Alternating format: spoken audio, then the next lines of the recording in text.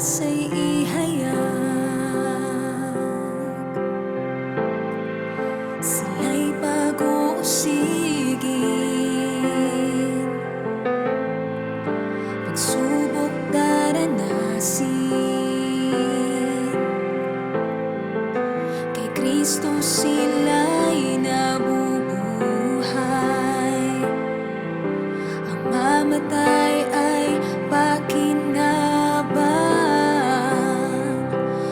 Oras ng katotohanan, dala ng puno ng sambahayan, di mapasusubalian kanyang pagkahirap.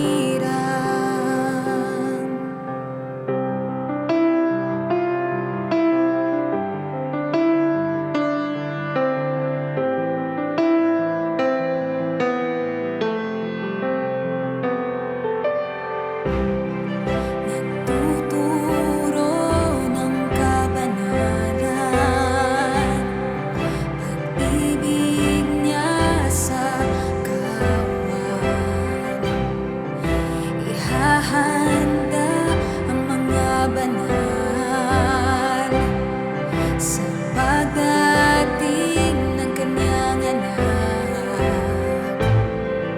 Sila'y pag-uusigin, pagsubok daranasin. Kay Kristo sila'y nabubuhay, ang mamatay ay pakinabang. Oras ng katotohanan, dala ng puno ng sambahayan, hindi mapasusubalian kanyang pagkahirap. Oras ng katotohanan, dala ng puno ng sambahayan, hindi mapasusubalian kanyang pagkahirap.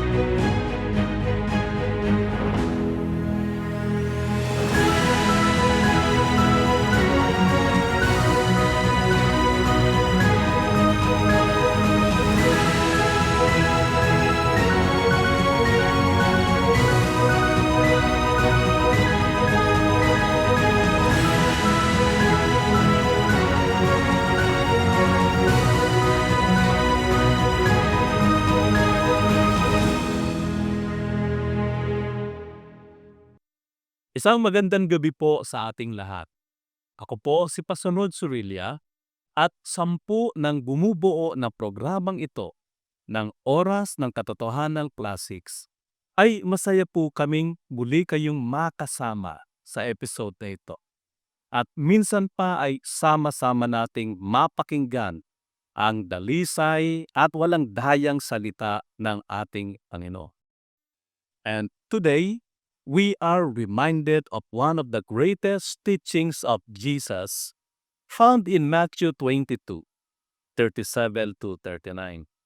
It says there, "Love the Lord your God with all your heart, with all your soul, and with all your mind.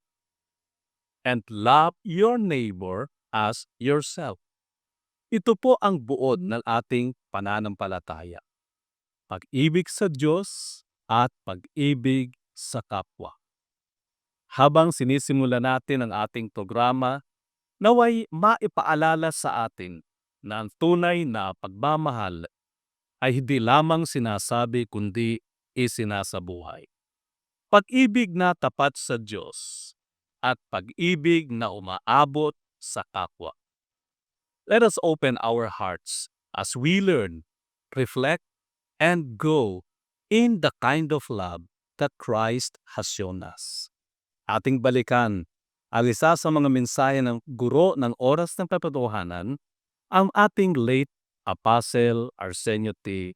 Ferris. Sa Ebanghelyo ayon kay San Mateo, sa pangkat 22 at ang talata ay 37 hanggang sa 39. At sinabi sa kanya, ibigin mo ang Panginoon mong Diyos ng buong puso mo at ng buong kaluluwa mo at ng buong pag-iisip mo. Ito ang dakila at pangunang utos. At ang pangalawang katulad ay ito, ibigin mo ang iyong kapwa na gaya ng iyong sarili. Sa pagkakataong ito, binasa natin ang pangunahing utos ng Diyos. At sa dalawang pangunahing ito, pagka ito ay mangyari sa iyo, madali nang gawin yaong iba pa. If you have this greatest of all, the commandment, Jesus said, you have indeed fulfilled all. Sa pagkakataong ito'y ating ipapaalaala. But who can keep the whole of the commandment which God has given to man? Sino? Marami diyang nagsasabing ang kautusan daw ay nagaganap nila sapagkat ang sabi ng salita ng Diyos ay isusulat sa kanilang pag-iisip at sa kanilang puso at hindi na raw sila papaalalahanan ng sino man. Hebreo, pangkat 10 at ang talata ay 16 hanggang 17. They will quote this provision of God's Word that in the New Testament, God will write His commandments not in the table of stone, but in the fleshly heart of man. Eh sila raw ito, pagkatapos patutunayan nila. Sa ulado ko raw ang 10 commandments, kahit patayin ninyo ang ilaw. Mapapakinggan natin yan eh. Diyan sa mga dating doon. Sa ulado ko raw. Aba, to memorize the 10 commandments is not an evidence that it is already written by God in your hearts. Eh sa Old Testament yan ay memoryado na nga nila eh. Pagkatapos sasabihin mong memoryado mo kahit patayin ng ilaw, mababaw.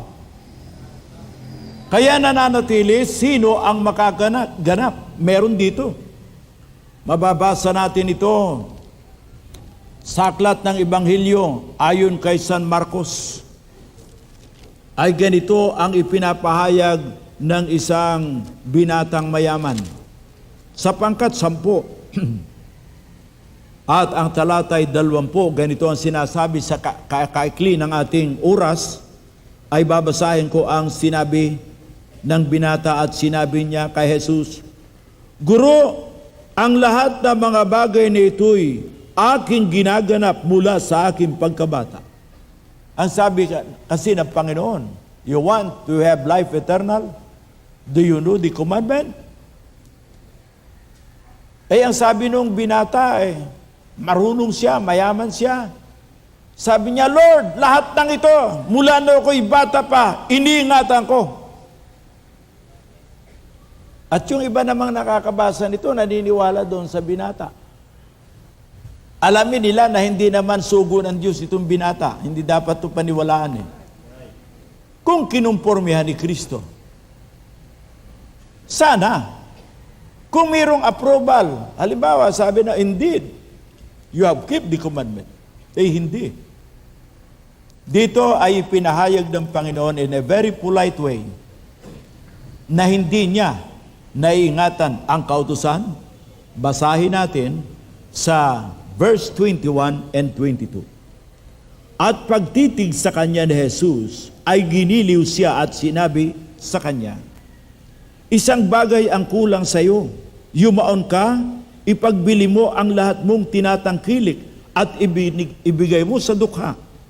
At magkakaroon ka ng kayamanan sa langit. Pumarito ka, sumunod ka sa akin. Dadapwat siya'y nahapis sa sabing ito, at siya'y yumaong namamanglaw sapagkat siya'y isang may maraming mga pag-aari. Ano ito? Patunay na hindi niya nagaganap sapagkat the first of all the commandment is, thou shalt love the Lord thy God with all your heart, with all your mind, and with all your strength. Ano yung above all? Mga kapatid, higit pa kaysa alinbang bagay. Ngunit ano itong binata? Ano ang patunay na hindi niya nagaganap ang buong kautusan ng Diyos? Say namang law, because he loved his wealth more than he loved God. Sa makatwid, hindi niya naganap.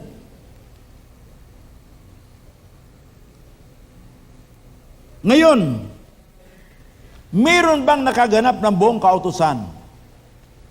From the time of the giving of the law until the day of John the Baptist, or in the New Testament time? Noong pasimula ng bagong tipan, ipinahayag ni Apostol Pablo ang ganito sa mga taga-Roma sa pangkat-3 at ang talatay 23. Lahat ay nagkasala at hindi nakaabot sa kaluwalhatian ng Diyos. Huwag na natin isasama yung pangalawang bahagi ng pangungusap para masyadong matingkad at walang kahalo. All have sinned. Lahat ay nagkasala. Ay ano ang kasalanan? Ang sabi sa unang Juan, pangkat-3 at talatang 4, ang kasalanan ay pagsalangsang sa kautusan.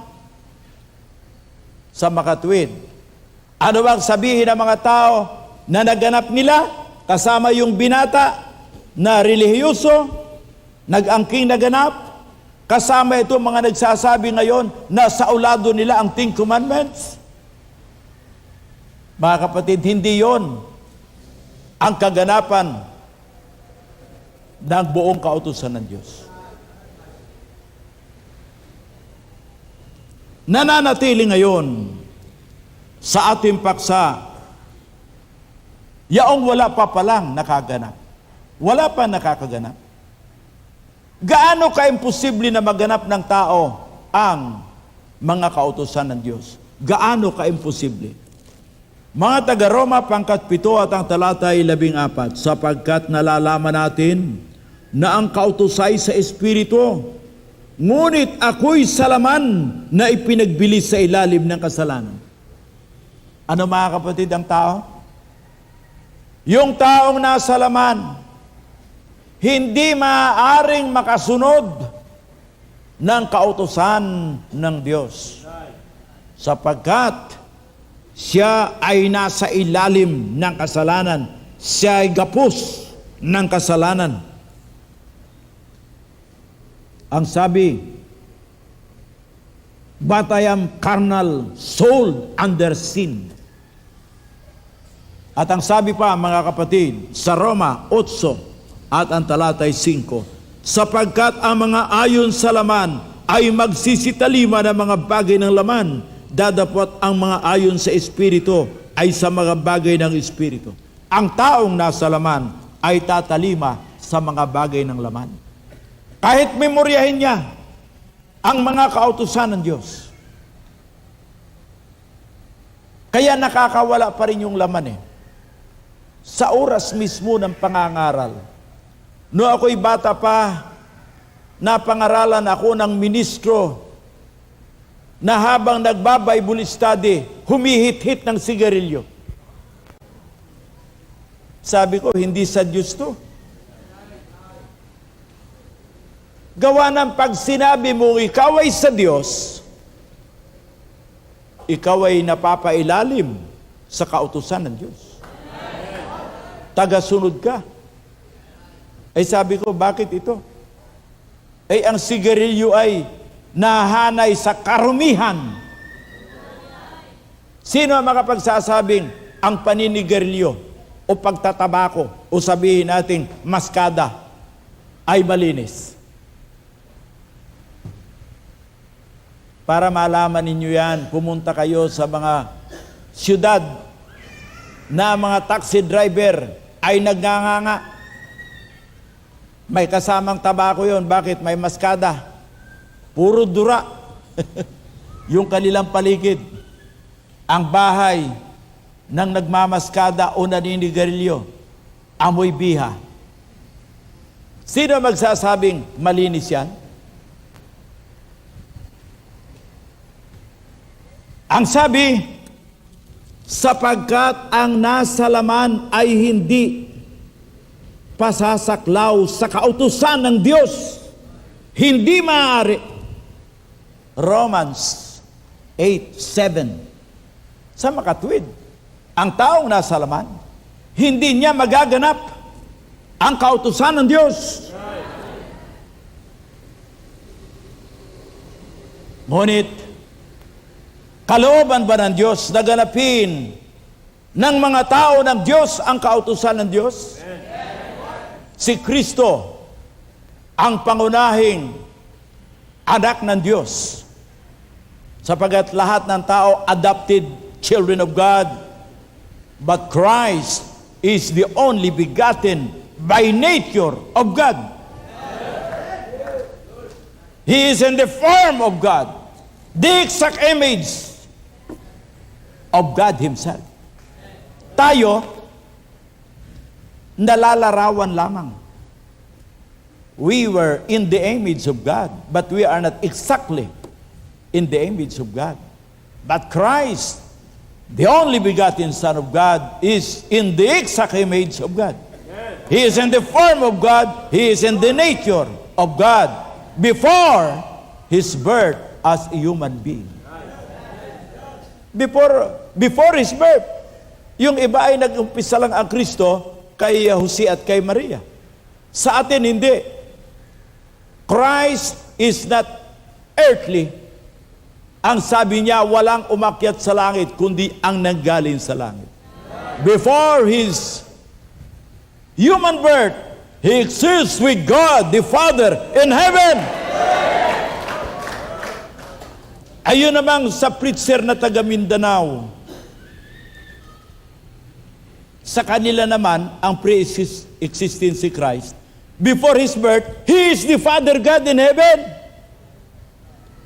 Paano mangyayari yon kung si Kristo ang amang Diyos? Eh di nanganak siya, ano ang kanyang iaanak?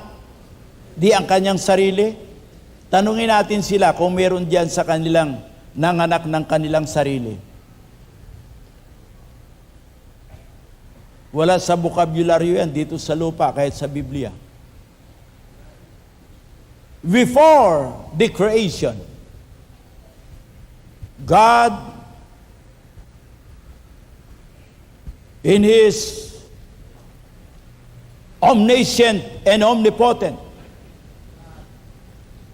bore a son.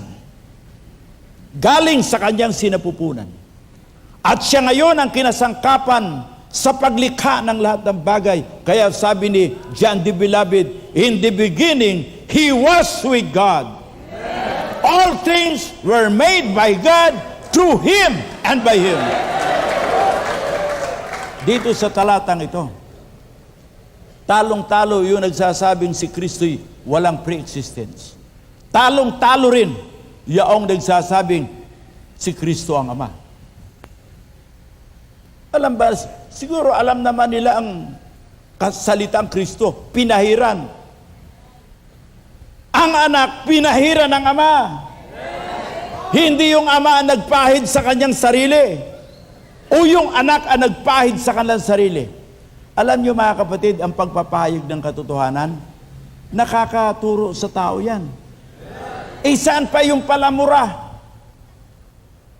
Noong makipagtagisan sa atin ang aral yan ang lutong magmura. Ngayon, mahina-hina na. Sige, ulitin niya ulit. Ipuputage natin ulit siya. As he defend himself na nagmumura ay sa Diyos, lalo siyang matatalo. Bakit? Sapagkat ang kasinungalingan hindi matatakpan ng kasunod na kasinungalingan. Ganyan din yung sa Mindanao na preacher. Habang yan ay ating tinuturuan, nako, mamaya-maya yan. Lalayasan niya ay ang aral na ang Ama ay si Kristo. Bakit niya ginawang Ama si Kristo? Para siya naman ay magkalugar. Kristo na siya. Siyempre, kung ibabakit ni Christ ang kanyang kalagayan na magiging Ama, ay di wala ng Kristo. Siya raw ang Kristo. Sa katawaang Pilipino, oy, magsisi ka. Kayo mga miyembro, pagsisihin ninyo yan. Huwag kayong panatiko. Si Kristo, hindi yan ang Ama. Maring tawaging Ama, pero hindi siya ang Amang Diyos na isa. Bakit? Si Abraham nga tinawag na Ama. Si Pablo, Ama rin yan. Pero may kinauurian, Ama ng pananampalataya. Si Kristo, pwedeng tawaging Ama yan. Pero hindi siya ang Amang Diyos. Pero pwede mong tawagin. Bakit? Because He is the author and finisher of our faith.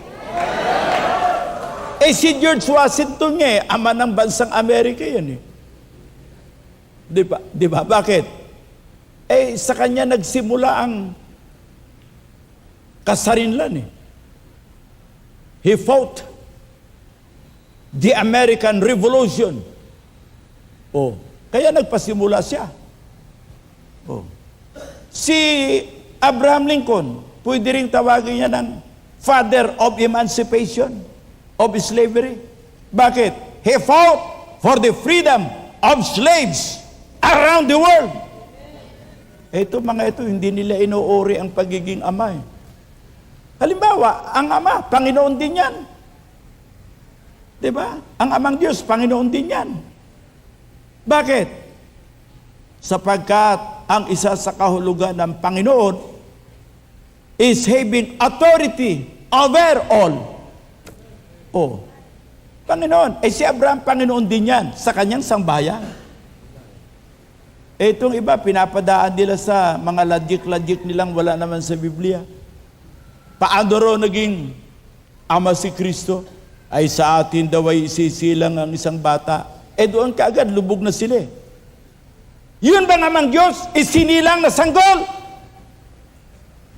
Hindi ako galit. Empathic lang. Yung galit, nagmumura. Di ba? Ano pa?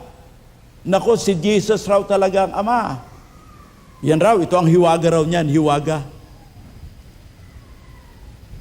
28:19 ng Mateo, sa pangalan ng Ama, ng Anak, ng Espiritu Santo, walang pangalan ng Ama, walang pangalan ng Espiritu, ay yung Anak may pangalan. Kaya Jesus. Pwede ba yung hiwaga mo? Huwag mo na sasabihin sapagkat yan, hiwaga ng kamangmangan. Napakaraming talata sa Biblia. Kaya mga kapatid, sino ang makakaganap ng kautusan? Si Kristo ay naparito. Don't misunderstand. I am not come to destroy the law, but to fulfill. Amen? Napakaliwanag mga kapatid ang Panginoon pagka nagturo. Bakit? Sapagat ang sabi nga, hindi natin ipagkakamali na ano? Na si Kristo ay naparito, hindi upang sirain ang kautusan, kundi upang ganapin. Sa makatwid, sino ang unang nakaganap ng buong kautusan ng Diyos? Si Kristo. Kaya nga si Kristo hindi nagkasala eh. Bakit? Sapagat ang kasalanan ay pagsalangsang sa kautusan. Ngayon, sino pa ang makakaganap ng buong kautusan ng Diyos? Meron tayong mababasa dito sa Biblia, dito sa Roma, pangkat 8, at ang talata naman ay 4. Ganito ang sinasabi, upang ang kahilingan ng kautusan ay matupad sa atin na hindi nangagsisilakad ayon sa laman, kundi ayon sa Espiritu. Meron palang mga tao na makakaganap ng buong kautusan ng Diyos. Sino ito? Itong mga tao na lumalakad sa Espiritu. Kailan sila nagsimulang lumakad sa Espiritu? Can a man who is carnal, yung taong makalaman, yung taong ayon sa laman, makakalakad ba yun ang ayon sa Espiritu? Siyempre hindi. Sapagat ang susundin ng taong makalaman ay ang pita ng kanyang laman. Hindi pa sasaklaw. Kaya ang tanong ngayon, kailan yung mga tao na nakakaganap ng kautusan makakalakad sa Espiritu? Dito sa banal na kasulatan ay ipinapahayag ang ganitong mga salita sa unang Juan, pangkat 3, at ang talata ay 9, ay ganito ang ating mababasa. Ang sino mang ipinanganak ng Diyos ay hindi nagpapatuloy sa kasalanan. Iyon pala mga kapatid, na ipinanganak ng Diyos ang makakaganap ng kautusan. Yung mga ipinanganak ng Diyos. Meron bang mga taong ipinanganak ng Diyos? Diretsuhin natin ang talata sa Biblia. Sa Ebanghelyo ayon kay San Juan 1:12, ang bawat sa kanya'y tumatanggap kay Kristo ay pinagkakalooban sila ng karapatang maging mga anak ng Diyos. In order to keep the whole of God's commandment, you must be born of God. From carnal birth of our human parents to the spiritual birth as children of God. Yung iba naman pag ang tao raw ay na kay Kristo, siya ay bagong nilalang. Oo, bagong nilalang. Pero paano siya naging bagong nilalang? By accepting Christ, the Lord and Savior, you are given the right to become children of God. At ang sabi mga kapatid, pagka ikaw ay tumanggap sa Panginoong Jesucristo, maring magsabi naman, ay tinanggap namin. Halimbawa, ikaw ay oneness, tinanggap mo si Kristo, ay hindi yan ang Jesus na ipinapangaral ni Pablo. Yung Jesus mo ay ang amang nagkatawang tao. Kaya aking sinasabi nga, kailangang sugo ang mangaral. Bakit? Pagka hindi sugo, hindi makilala yung Jesus. Ang Jesus na siyang katawan ng Kristo ay bugtong na anak ng Diyos. Kaya mga kapatid, what do you mean by receiving Christ?